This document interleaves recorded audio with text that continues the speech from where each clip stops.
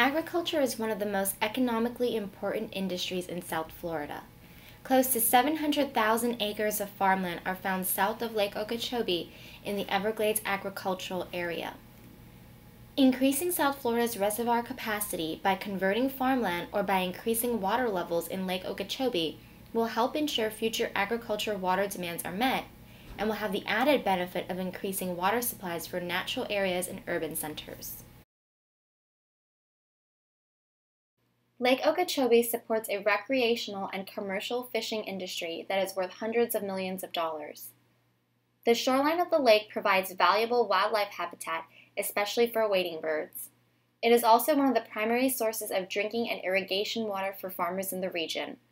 Water levels in the lake are controlled as much as possible, since high water levels in Lake Okeechobee damages the shoreline habitat and could reduce fish production. However, since the lake also contains high levels of nutrients, its waters cannot be discharged directly into the Everglades. These nutrients include nitrogen and phosphorus. When these nutrients are discharged through the canals to the estuaries, they upset the ecosystem, causing considerable harm. The St. Lucie and Caloosahatchee estuaries on the Atlantic and Gulf Coast support a wide range of ecosystem services, including sport fishing, wildlife viewing, and shellfish harvests. The economy and well-being of the communities surrounding these estuaries depend on these ecosystem services. However, excess water discharge from Lake Okeechobee has an extremely negative impact on the health of these systems. This nutrient-rich and often polluted water has been linked to algae blooms, seagrass die-off, fish kills, and poor health in wildlife. It also poses a health hazard to swimmers, and since the water is discolored, it lowers the value of nearby real estate. High-quality urban water supplies are currently abundant in South Florida, but are threatened by an increasing population and sea level rise. Much of this water comes from the Everglades, so efforts to improve water flows to the Everglades will have a positive effect on water supplies. Increasing the amount of fresh water available will help to offset the threats to urban water supplies caused by saltwater intrusion into underlying aquifers. Diverting water from the Everglades to the canals throughout South Florida's urban areas improves the water supply, but also increases the risk of flooding. Efforts to improve water supplies for the Everglades and for urban centers may continue to increase the frequency of flooding.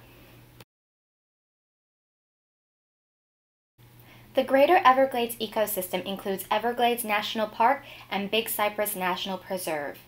These areas provide countless recreational opportunities for tourists and residents of South Florida, including bird watching, boating, kayaking, fishing, wildlife viewing, camping, and hiking. Returning the Everglades to a more natural state by increasing the amount of water flowing through the system is expected to enhance its value for wildlife and recreational activities. The mangrove forests of South Florida provide many valuable ecosystem services. Shoreline protection is one of the most valuable roles these forests play. These forests also act as important feeding grounds for mammals and birds and nursery grounds for many economically important fish and shellfish. Mangroves also remove carbon dioxide from the atmosphere, which helps to control global warming. Mangrove forests provide year-round fishing, boating, and swimming opportunities. Sea level rise may cause an expansion of these forests to more inland areas, including into the freshwater Everglades. However, efforts to return more fresh water to the Everglades may slow this expansion and could potentially reverse it. Florida Bay lies between mainland Florida and the Florida Keys. The seagrass beds, mangrove islands, and mudflats of the bay provide vital habitat for many threatened and endangered species. The bay also supports commercially important species, such as the Florida lobster, pink shrimp, and sportfish. Much of the economy of the Florida Keys is based on the fisheries supported by the bay.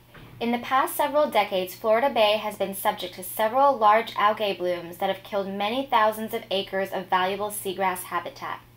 Reduced freshwater flows from the Everglades and high nutrient discharges result in the overall decline of the health of Florida Bay.